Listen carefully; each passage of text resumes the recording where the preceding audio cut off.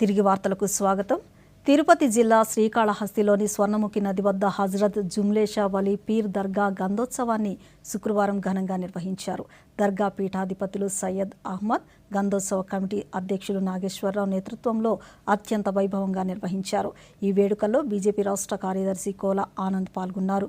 దర్గా పీఠాధిపతులు, కమిటీ సభ్యులు గంధాన్ని, పూజా సామగ్రిని తీసుకుని అత్యంత భక్తి శ్రద్ధలతో ఊరేగింపుగా తీసుకుని వచ్చి హజ్రత్ జుమ్లేషా బాబాకు సమర్పించారు. 6 నుంచి 29 వరకు 3 రోజుల కార్యక్రమం ఇది. జెండా ఉత్సవం ఫాతిహాకి ముఖ్య అతిథిగా మా ఎమ్మెల్యే బొజ్జల వెంకట సుధీర్ రెడ్డి గారి సతీమణి చేతుల మీదుగా నిన్న స్వామి వారికి పూల్కా చద్దర్ సమర్పించి ఫాతిహాలు ఇవ్వడం, ఆమె చేతులతో ఉత్సవాన్ని ప్రారంభించడం మాకు చాలా గర్వంగా ఉంది. అదే మాదిరిగా 2వ రోజు కార్యక్రమం ఈరోజు గంధోత్సవంలో సారికి మేము ప్రతినిధులుగా సుధీర్ అన్నకి ప్రతినిధులుగా గంధాన్ని మా పార్టీ తరఫున మేము ఈరోజు పాల్గొనడం జరిగింది. దీన్ని అన్ని విధాల ఈ గంధం ఉత్సవం జరగడం చాలా సంతోషంగా ఉంది.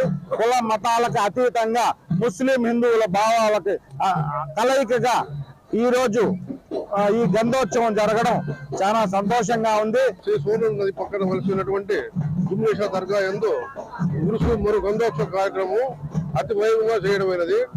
ఈ గంధోత్సవ కార్యక్రమానికి మొదట ప్రారంభోత్సవ రోజు మన ఎమ్మెల్యే గారైనటువంటి సతీమణి సుధీర్ రెడ్డి భార్య గారు వచ్చి జెండా స్వీకరణ చేసినారు. ఈ రోజు గంధోత్సవ సందర్భంగా పురవీధి యందు గంధోత్సవం ఉత్సవం జరపబడుతుంది. కేంద్ర ప్రభుత్వ పథకాలను క్షేత్రస్థాయిలో పకడ్బందీగా అమలు